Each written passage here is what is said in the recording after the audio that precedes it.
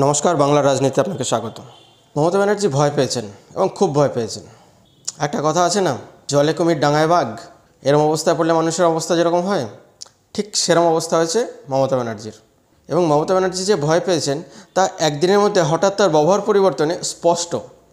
যখন মানুষ ভয় পায় তখন হঠাৎ মানুষের ব্যবহার পরিবর্তন করে ফেলে, এবং একদিনের হঠাৎ এই ব্যবহার পরিবর্তনে সে স্পষ্ট হয়ে গেছে মমতা ব্যানার্জি সত্যিই ভয় পেয়েছেন। মমতা ব্যানার্জি বুঝতে পারছেন না কোন দিকে যাবেন, কি করবেন, কি বলবেন।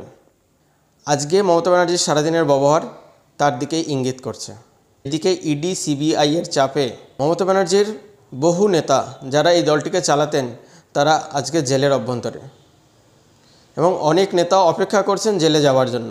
অভিষেকবাবুর যে কী হবে তা সময় বলবে। অভিষেকবাবু হয়তো সেই রাস্তা অনুসরণ করার জন্য অপেক্ষা করছেন। তৃণমূল কংগ্রেসের সুপ্রিমো মমতা ব্যানার্জি দৃশ্যতই সেদিক থেকে একটা চাপে আছেন। এই ভোটের প্রাক্কালে ভোটের মুখে সমস্ত তাবড় নেতাদের না পাওয়া তার উপর একটা বিরাট চাপ সৃষ্টি করেছে। একজন নেতা এক একটি জেলা সামলাতেন। সেই জেলার প্রধান নেতাগুলি যদি জেলে থাকে তাহলে কি করে তিনি এই বাংলা সামলাবেন? এই পশ্চিমবাংলাকে তো একা সামলানো যায় না, তার জন্য বেশ কয়েকজন নেতার দরকার পড়ে, এবং সবাই মিলে একসঙ্গে কাজ করলে তবেই গিয়ে বাংলাকে সামলানো যায়। মমতা ব্যানার্জির বিভিন্ন জেলায় বিভিন্ন রকম ওজনদার নেতা ছিলেন যারা এক একটা জেলা সামলে দিতেন, কিন্তু সেই সমস্ত ভারী ভারক্কম নেতারা আজকে জেলে। তো সেই সব জেলাগুলো কি হবে? মমতা ব্যানার্জি একা চারিদিকে ছুটে বেড়াচ্ছেন।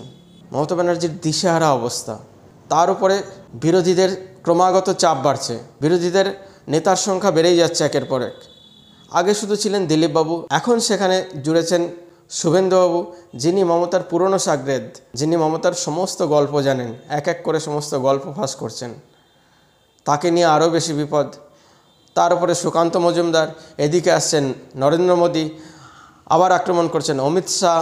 ওদিক থেকে একদা মমতা ব্যানার্জির দলের কর্মী নিশীথ প্রামাণিক মমতা ব্যানার্জিকে ছন্নছাড়া করে দিচ্ছেন। একদা মমতা ব্যানার্জির দলের কর্মী সৌমিত্র খা বাঁকুড়া জেলাটি সামলাচ্ছেন বিজেপির হয়ে। পুরো বীরভূম ফাঁকা পড়ে রয়েছে। শতাব্দীকে দিয়ে আর বীরভূম চালানো যাচ্ছে না।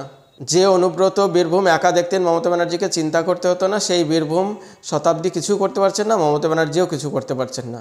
সেখানে বিজেপি কী করেছে, এমন এক ব্যক্তিকে টিকিট দিয়েছেন এটি মমতা ব্যানার্জির উপরে আরও বেশি চাপ হয়ে গেছে। যিনি এই সরকারের হয়ে কাজ করতেন সেরকম এক ভদ্রলোককে টিকিট দিয়েছেন। শীতলকুচি একজন পুলিশ অফিসারকে যখন টিকিট দেয় বিজেপি, তখন মমতা ব্যানার্জির দৃশ্যতেই চাপে পড়ে। এইভাবে উত্তর চব্বিশ পরগনায় শেখ শাহজাহানরা যেভাবে দল সামলাচ্ছিলেন তারাও আজকে নেই, তারাও জেলে। তো মমতা ব্যানার্জি কী নিয়ে লড়বেন? সমস্ত লড়াই একা লড়ছেন ভাইপোকে নিয়ে, সম্ভব হচ্ছে না। এই লড়াইটা দৃশ্যতই কঠিন হয়ে গেছে। এই গেল একটা দিক। আর একটা দিক হলো হিন্দু ভোট হারানোর ভয়। শুধু মুসলিম ভোটে তো মমতা ব্যানার্জি ক্ষমতায় আসতে পারবেন না, বা শুধু মুসলিম ভোটে মমতা ব্যানার্জি 22 বা 25টি সিট জিততে পারবেন না লোকসভার। কিছু হিন্দু ভোট, 10-15% হিন্দু ভোট তার দরকার। সমস্ত মুসলিমরা যদি ব্লক ভোটও করে মমতা ব্যানার্জিকে, তারপরেও যদি 22টি বা 25টি লোকসভা সিট মমতা ব্যানার্জি জিততে চান, তাহলেও তারপরেও 15% হিন্দু ভোটের দরকার পড়ে। সেই হিন্দু ভোট নিয়ে মমতা ব্যানার্জি টানাটানি পড়ে গেছে। সেই হিন্দুদের আজকে খেপাতে চাননি মমতা ব্যানার্জি। আজকে সেই 15% হিন্দুদের কাছে মমতা ব্যানার্জি মাথা নত করতে বাধ্য হয়েছেন। মমতা ব্যানার্জি আজকে শান্ত হয়ে গেছেন। মমতা ব্যানার্জি আজকে কোনো কথা বলেননি। মমতা ব্যানার্জি আজকে মমতা ব্যানার্জি রামনবমী পালন করতে বাধ্য হয়েছেন, এবং দলের নেতাদের নির্দেশ দিয়েছেন, জনতা যদি চায় রামনবমী পালন করতে হবে, লোকাল নেতারা যদি চায় রামনবমী পালন করতে হবে, তাহলে রামনবমী পালন করো। অর্থাৎ বিজেপি যদি ভাবতো যে রামনবমীর পুরো ক্রেডিট তাদের, মমতা ব্যানার্জি সেখান থেকে কিছু ক্রেডিট ছিনিয়ে নিতে চাইছেন। মমতা ব্যানার্জি চাইছেন না এই রামনবমীর পুরো হাওয়াটা যেন বিজেপি নিয়ে না যায়, কিছু হাওয়া তার পালেও টানতে চাইছেন। তার জন্য আজকে আমরা দেখতে পেয়েছি সায়নী ঘোষ হাওড়াতে রামনবমী পালন করছেন খুব ধুমধাম সহকারে। এরকম জায়গায় জায়গায় তৃণমূলের নেতারা রামনবমী পালন করতে বাধ্য হয়েছেন যাতে ওই হিন্দু ভোটটি খিসকে না যায়। 15% হিন্দু ভোট তার দরকার। মমতা ব্যানার্জির ভয়ের কারণ বুঝতে পারলেন? একটা কথা আমাদের সমস্ত নেতাদের মনে রাখা দরকার, ওপরে ভগবান, নিচে জনতা জনার্দন। কাউকেই রাগালে চলবে না। এই জনতা জনার্দনের ভোটেই তো আমরা ক্ষমতায়।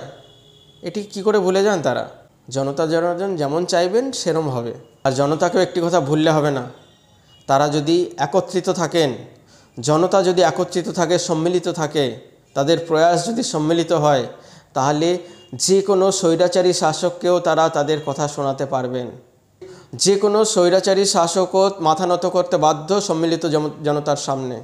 তো মমতা আজকে বুঝতে পারছেন হিন্দু ভোট হারালেও চলবে না, মুসলিম ভোট হারালেও চলবে না। শুধু মুসলিমদের কথা বললে হবে না, শুধু মুসলিমদের তোষণ করলে হবে না, হিন্দুদেরকেও তোষণ করতে হবে। ঈদের দিনেও যেমন তোষণ করবেন, রামনবমীর দিনেও তোষণ করতে হবে। কিন্তু মমতা দিদি অনেক দেরি হয়ে গেছে, হাত থেকে অনেক কিছু বেরিয়ে গেছে, যে ক্রেডিট অন্য কেউ নিয়ে গেছে। যে ভোটের প্রাক্কালে তাদের অনেক কিছুই দেখতে পাবো, ভোটের প্রাক্কালে নেতাদের এরকম পেন্ডুলামের দোলন দেখতে পাবো। এই নিয়ে অবাক হওয়ার কিছু নেই। দর্শক, ভিডিওটি কেমন লাগলো জানাবেন কমেন্টের মাধ্যমে। আর উৎসাহ বর্ধনের জন্য লাইক করুন, শেয়ার করুন, সাবস্ক্রাইব করুন। ধন্যবাদ।